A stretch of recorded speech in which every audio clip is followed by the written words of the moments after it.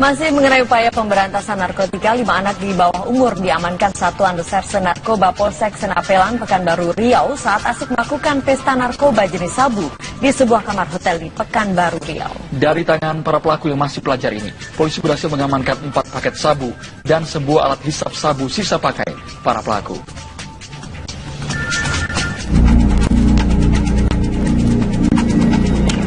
Polisi mendapatkan informasi tentang adanya pesta narkoba jenis sabu di sebuah hotel di Jalan Juandan, Kecamatan Senapelan, Pekanbaru Riau yang dilakukan oleh para pelajar. Jajaran Reserse Polsek Senapelan langsung bertindak cepat. Petugas langsung menggeledah setiap kamar hotel dan hasilnya petugas mengamankan 5 pelaku. 4 diantaranya masih pelajar dan seorang wanita yang sedang asik di dalam kamar usai melakukan pesta narkoba. Dari 5 orang yang diamankan, 4 diantaranya pelajar SMP dan SMU. Keempat pelajar tersebut masing-masing berinisial AZ, 17 tahun pelajar SMU, YA, 14 tahun pelajar SMP, AF, 18 tahun pelajar SMU, serta TA, 16 tahun yang juga pelajar SMU. Dalam penggerebekan ini, polisi hanya berhasil mengamankan bong, alat hisap sabu sisa pakai para pelaku, dan 4 paket kecil sabu yang belum sempat dihisap ke-5 pelaku. Di salah satu kamar Hotel Majestic, yaitu kamar 115, sering dijadikan pelaku-pelaku penyalahgunaan narkoba, termasuklah pelaku yang masih di bawah umur. Pada saat dilakukan penggeledahan, ditemukanlah 5 orang yang masih di bawah umur, ya, 5 orang yang masih di bawah umur diduga menggunakan narkoba jenis sabu. Pada saat dilakukan penggeledahan, ditemukanlah barang bukti sabu, ada 4 paket kecil dan 1 paket besar dari saku celana bersinar AJ. Terus melakukan penggerebekan, petugas langsung menggiring para pelaku ke Mapolsekta Senapelan untuk pemeriksaan lebih lanjut. Petugas juga masih memburu pemasok barang haram tersebut kepada ke-5 pelaku yang masih di bawah umur ini. Dari Pekanbaru Riau, Muhammad Arifin, Firman Domo, TV One mengabarkan. Kota Loksmawe menangkap seorang pemilik ladang ganja di Desa Alwi, Garut, Tepin, Resip, Sawang, Aceh Utara. Polisi juga memusnahkan belasan hektar ladang ganja yang tersebar di kawasan perbukitan kecamatan setempat. Seorang tersangka pemilik ladang ganja di kawasan Alwe, Garut, Tepin, Resip, Sawang, Aceh Utara ditangkap petugas kepolisian Loksmawe. Dari penangkapan itu, polisi berhasil mengungkap 13 titik lahan ganja di kawasan lereng perbukitan. Pokok jika kabek melawan, oke? Anaknya mau berjumpang. Ya, dari mana kau ambil? Bawa kan? Dari. Kapolres Aceh Utara AKBP Anang Triarsono mengatakan pihaknya telah memantau cukup lama adanya aktivitas warga yang menanam ganja. Terungkapnya lokasi lahan ganja juga berkat laporan warga serta informasi dari seorang tersangka yang telah ditangkap sebelumnya. Setelah dicabut, sebagian tanaman ganja kemudian dikumpulkan di lokasi dan dimusnahkan. Sementara sebagian lainnya dibawa ke Polres sebagai barang bukti. Operasi pemberantasan narkoba di Kota Loksmawe sendiri sejak digelar telah mengamankan 2 orang tersangka. Dari Loksmawe Aceh, Saiful, TV One mengabarkan.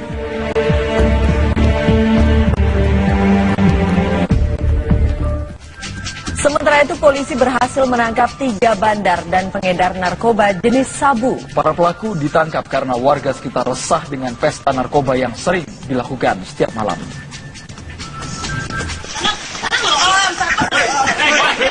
Iya.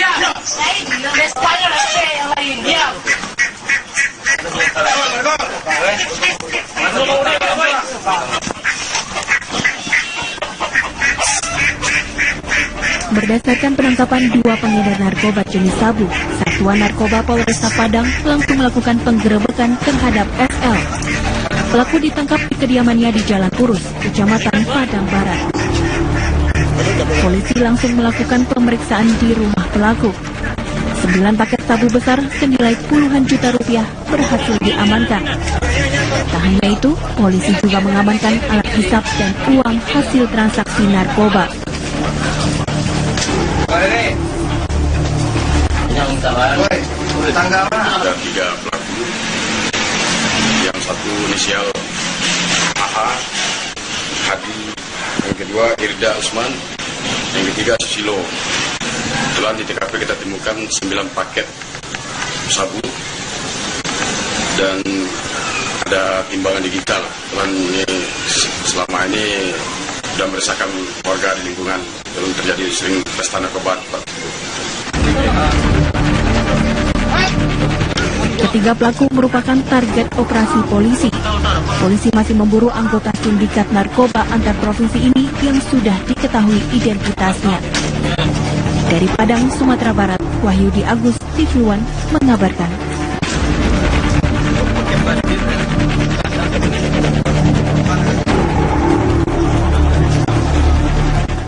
Ratusan orang yang bergabung dari berbagai ormas berunjuk rasa meminta KPK mengusut tuntas kasus reklamasi pantai. Mereka juga meminta KPK memeriksa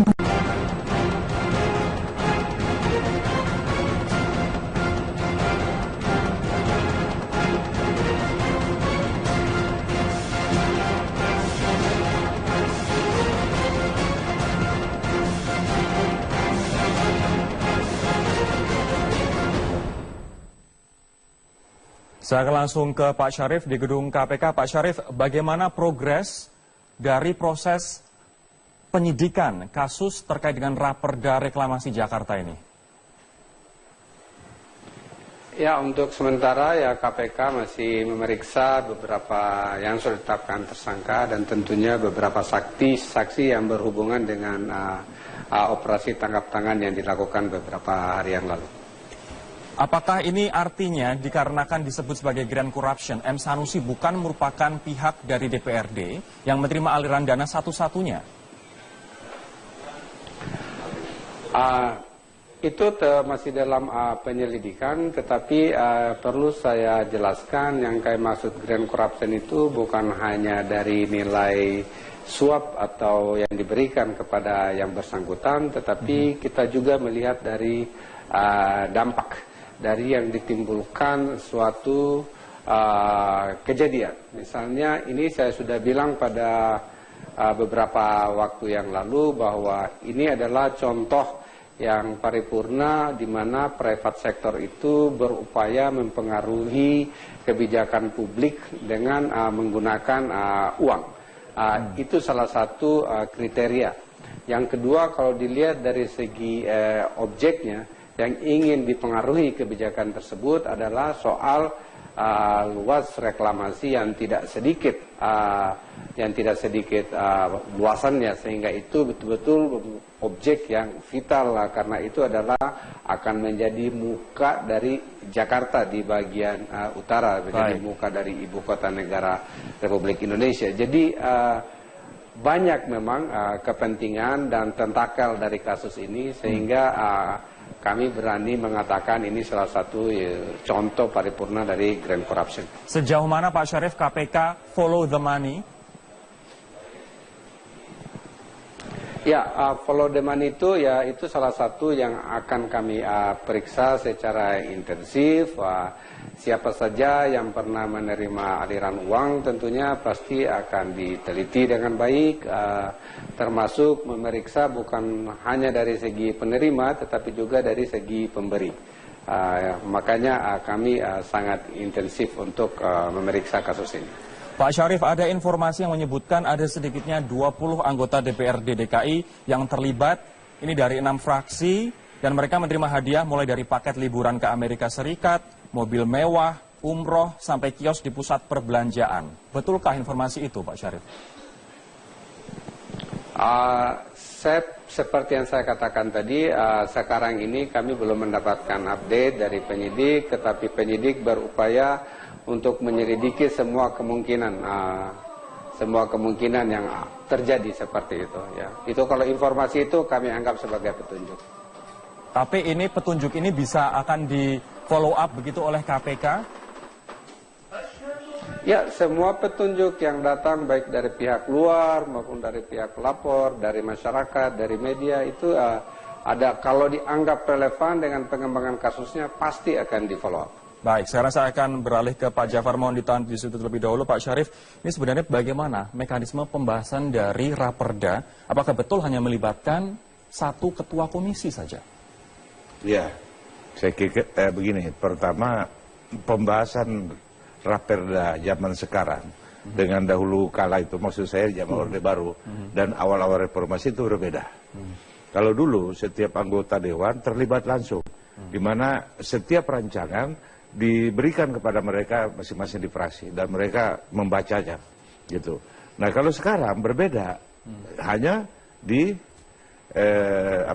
di Badan Legislasi, Balekda, ya kan, Balekda.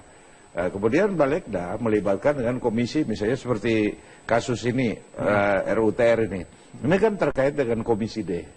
Berarti ada koordinasi, ada sinergitas antara Komisi D dengan Balekda. Ini apakah artinya M. Sanusi yang merupakan ketua Komisi D tidak bermain sendirian kalau Anda tadi melihat bahwa peran sentralnya justru di Balekda? Saya tidak mungkin menyatakan seperti itu. Yang jelas biar aja ini persoalan didalami oleh KPK, siapa yang salah, siapa yang tidak, ya nanti. Yang penting permasalahan hukumnya. Kalau persoalan ini adalah di dalam Kepres 52 tahun 1995, ada Kepresnya. Jadi memang betul harus dikendalikan oleh pemerintah pusat. Tidak semata-mata oleh DKI, tapi oleh pemerintah pusat. Seperti tadi Pak Pramono Anung tanya, apakah ada pendelegasian ke DKI Jakarta? Itu akan dipelajari dulu oleh beliau. Pak Jafar, kita lihat. Tapi dari Balekda dengan Komisi D DPRD, mana yang lebih berperan dalam pembahasan Raperda ini? Ya sesungguhnya dua-duanya lah, dua-duanya. Karena lebih yang besar yang mana, Pak? Kalau secara yuridis ya pasti Balekda. Secara yuridis. Tapi teknis pasti itu ke Komisi D dan A. D menyangkut pembangunan, kemudian A menyangkut hukumnya. Baik. Saya akan ke Mas Ade sekarang. Betulkah korupsi ini menurut ICW berjamaah? Kalau berdasarkan kasus yang pernah kami tangani atau riset-riset kami, kasus-kasus korupsi terkait dengan pembuatan kebijakan, termasuk pembuatan aturan, biasanya tidak bisa dilakukan oleh hanya satu orang. Ini kan kami duga biasanya memang ada jamaah di situ. Kalau ibaratnya film itu kan ada aktor utama, aktor pendukung, atau cuma cameo saja gitu ya. Nah masing-masing memang punya peran, baik itu misalnya dia menjadi aktor utama, atau kemudian dia hanya ikut mendukung saja, atau hanya ya ikut menyetujui dengan kemudian kompensasi uang maupun barang. Menurut ICW, M. Sanusi berada di posisi mana? Iya, kita lihat aja. Makanya saya kira perkembangan di KPK akan menarik. Apakah kemudian Sanusi ini aktor utama atau cuma aktor pendukung? Makanya kemudian penting untuk terus mengawal, mendorong KPK untuk mengungkap ini. Dan sebenarnya bukan cuma kasus ini, kami juga berharap ini kan satu dari banyak rangkaian gitu ya. Rangkaian-rangkaian yang lain juga bisa dicek. Apalagi kemudian bisnis perizinan di Jakarta ini kan menjadi sangat menarik untuk diperdagangkan oleh orang-orang yang punya kuasa di sana. Tapi untuk pembahasan sebuah raperda, ini berarti kan tidak hanya melibatkan satu ketua komisi, Mas Ade. Ini berarti akan ada kemungkinan uang itu akan mengalir ke anggota-anggota DPRD yang lain.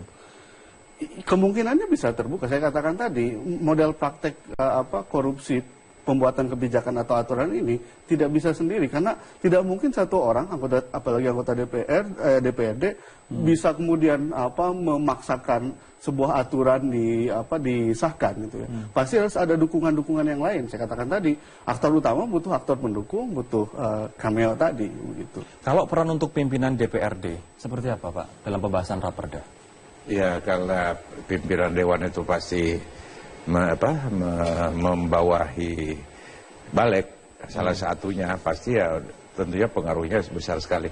Jadi saya hanya ingin membedakan saja. Di zaman dulu itu memang berbeda. Kalau dulu keterlibatan anggota dewan itu seluruhnya membahas setiap rancangan peraturan daerah.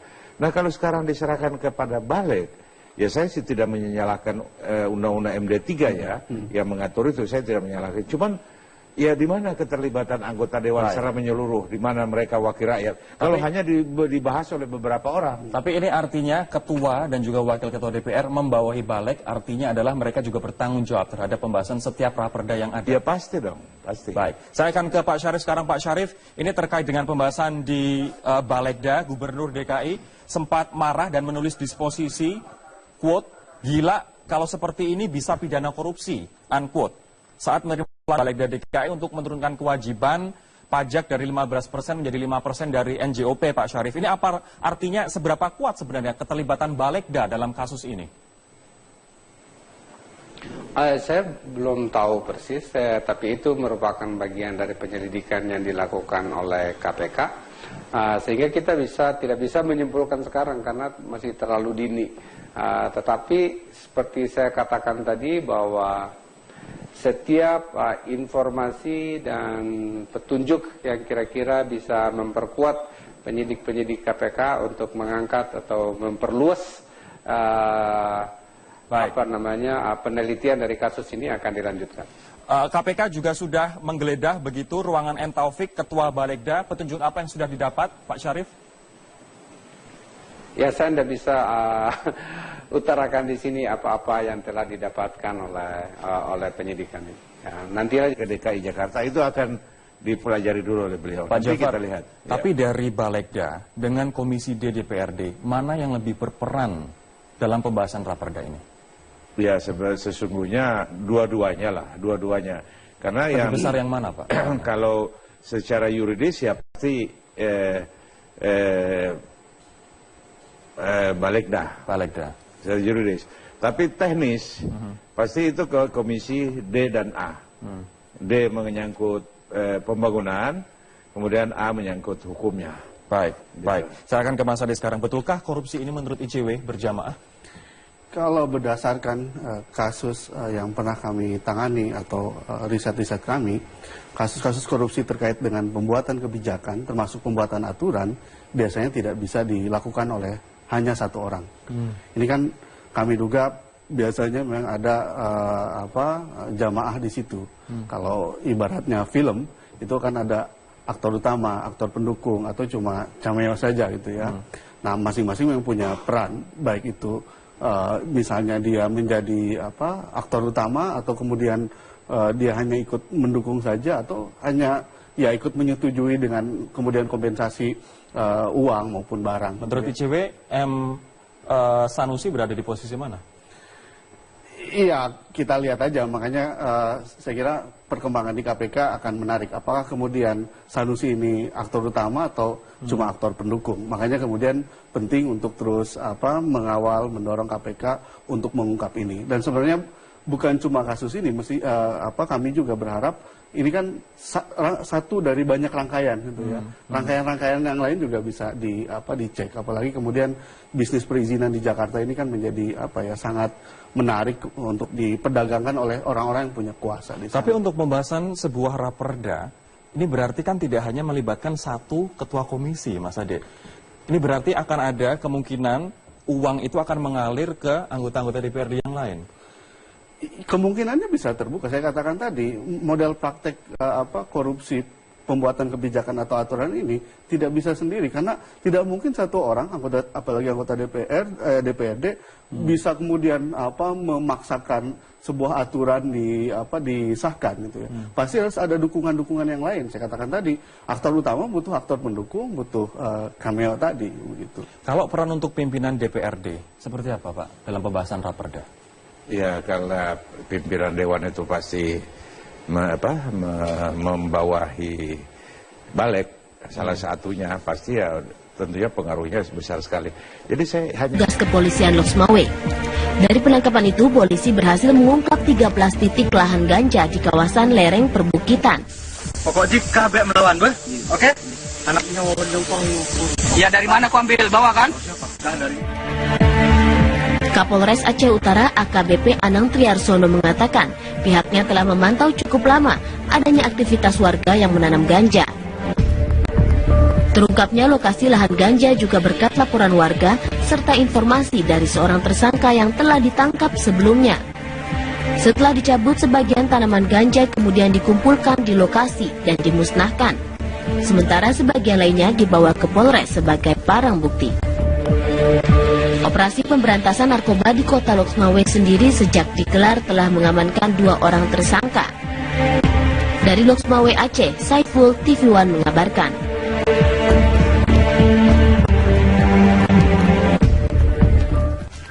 Sementara itu polisi berhasil menangkap 3 bandar dan pengedar narkoba jenis sabu. Para pelaku ditangkap karena warga sekitar resah dengan pesta narkoba yang sering dilakukan setiap malam.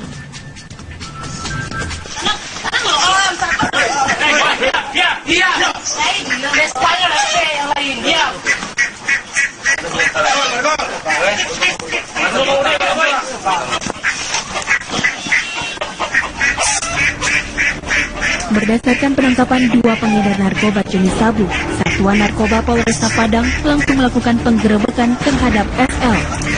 Pelaku ditangkap di kediamannya di Jalan Urus, Kecamatan Padang Barat. Polisi langsung melakukan pemeriksaan di rumah pelaku. 9 paket sabu besar senilai puluhan juta rupiah berhasil diamankan. Tak hanya itu, polisi juga mengamankan alat hisap dan uang hasil transaksi narkoba. Ada 3 pelaku, yang satu inisial AH, Hadi, yang kedua Irda Usman, yang ketiga Susilo. Setelah di TKP kita temukan 9 paket sabu dan ada timbangan digital. Selama ini sudah meresahkan warga di lingkungan, belum terjadi sering pesta narkoba. Ketiga pelaku merupakan target operasi polisi. Polisi masih memburu anggota sindikat narkoba antar provinsi ini yang sudah diketahui identitasnya. Dari Padang, Sumatera Barat, Wahyudi Agus, TV One mengabarkan. Masih mengenai upaya pemberantasan narkotika, 5 anak di bawah umur diamankan Satuan Reserse Narkoba Polsek Senapelan, Pekanbaru Riau saat asik melakukan pesta narkoba jenis sabu di sebuah kamar hotel di Pekanbaru Riau. Dari tangan para pelaku yang masih pelajar ini, polisi berhasil mengamankan 4 paket sabu dan sebuah alat hisap sabu sisa pakai para pelaku.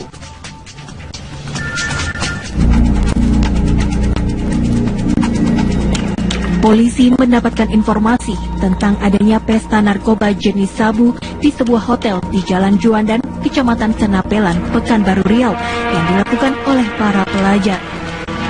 Jajaran Reserse Polsek Senapelan langsung bertindak cepat. Petugas langsung menggeledah setiap kamar hotel dan hasilnya petugas mengamankan 5 pelaku. 4 diantaranya masih pelajar dan seorang wanita yang sedang asik di dalam kamar usai melakukan pesta narkoba. Dari 5 orang yang diamankan, 4 diantaranya pelajar SMP dan SMU.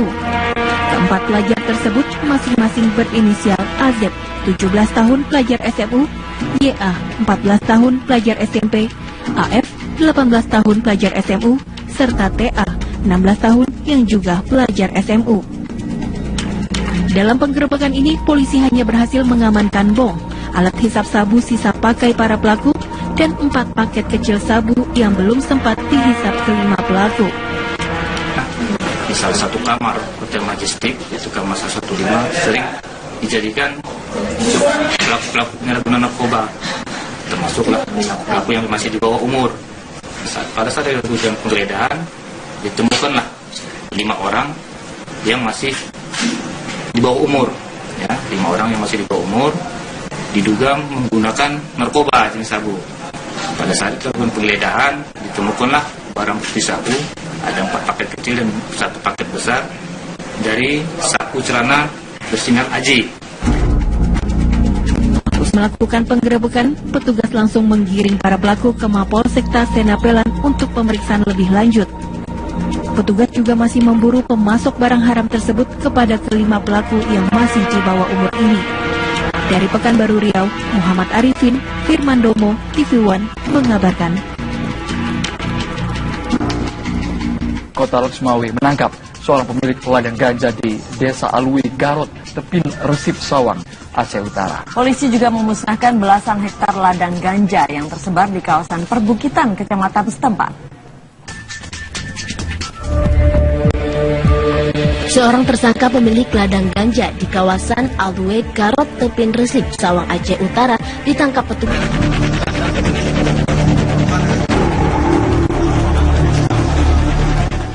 Ratusan orang yang bergabung dari berbagai ormas berunjuk rasa meminta KPK mengusut tuntas kasus reklamasi pantai. Mereka juga meminta KPK memeriksa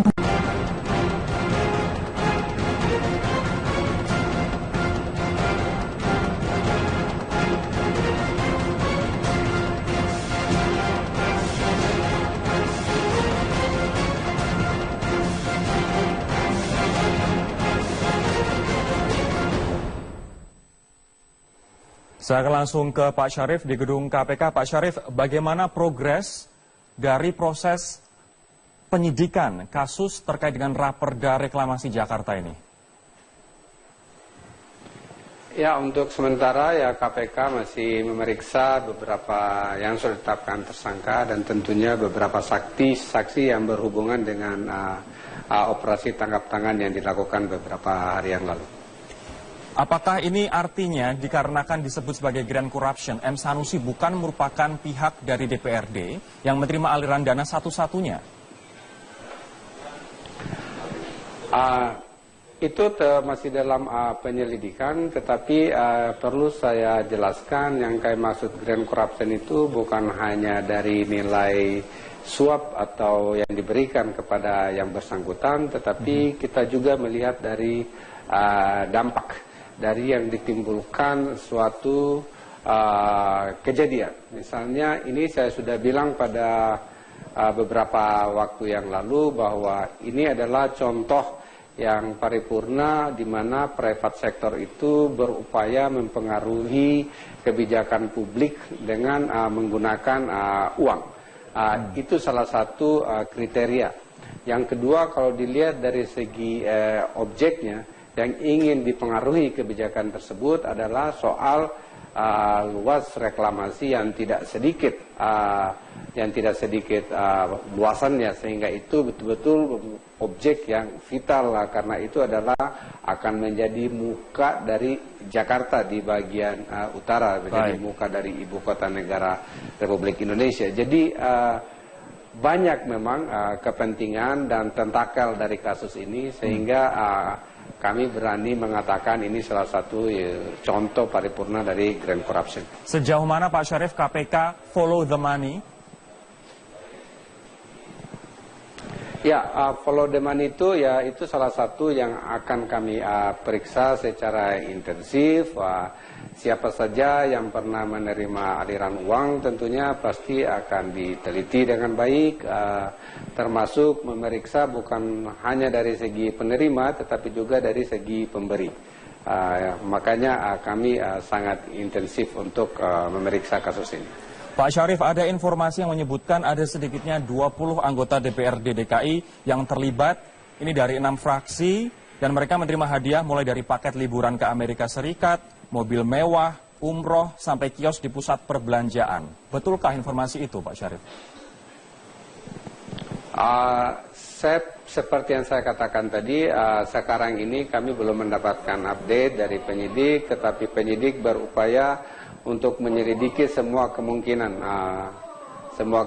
yang terjadi seperti itu. Ya. Itu kalau informasi itu kami anggap sebagai petunjuk. Tapi ini petunjuk ini bisa akan di follow up begitu oleh KPK? Ya, semua petunjuk yang datang baik dari pihak luar maupun dari pihak pelapor, dari masyarakat, dari media itu ada, kalau dianggap relevan dengan pengembangan kasusnya pasti akan di follow up. Baik, sekarang saya akan beralih ke Pak Jafar, mohon ditahan di situ terlebih dahulu. Pak Syarif, ini sebenarnya bagaimana mekanisme pembahasan dari Raperda? Apakah betul hanya melibatkan satu ketua komisi saja? Ya, saya kira begini, pertama pembahasan Raperda zaman sekarang dengan dahulu kala itu, maksud saya zaman Orde Baru dan awal-awal reformasi itu berbeda. Kalau dulu setiap anggota dewan terlibat langsung, di mana setiap rancangan diberikan kepada mereka masing-masing di fraksi dan mereka membacanya, gitu. Nah kalau sekarang berbeda, hanya di di Badan Legislasi. Balekda. Balekda, ya kan, Balekda. Kemudian Balekda melibatkan dengan komisi, misalnya seperti kasus ini, RUTR ini. Ini kan terkait dengan Komisi D. Berarti ada koordinasi, ada sinergitas antara Komisi D dengan Balekda. Ini apakah artinya M. Sanusi yang merupakan Ketua Komisi D tidak bermain sendirian kalau Anda tadi melihat bahwa peran sentralnya justru di Balekda? Saya tidak mungkin menyatakan seperti itu. Yang jelas biar aja ini persoalan didalami oleh KPK. Siapa yang salah, siapa yang tidak ya nanti. Yang penting permasalahan hukumnya. Kalau persoalan ini adalah di dalam Kepres 52 tahun 1995. Ada Kepresnya. Jadi memang betul harus dikendalikan oleh pemerintah pusat. Tidak semata-mata oleh DKI, tapi oleh pemerintah pusat. Seperti tadi Pak Pramono Anung tanya, apakah ada pendelegasian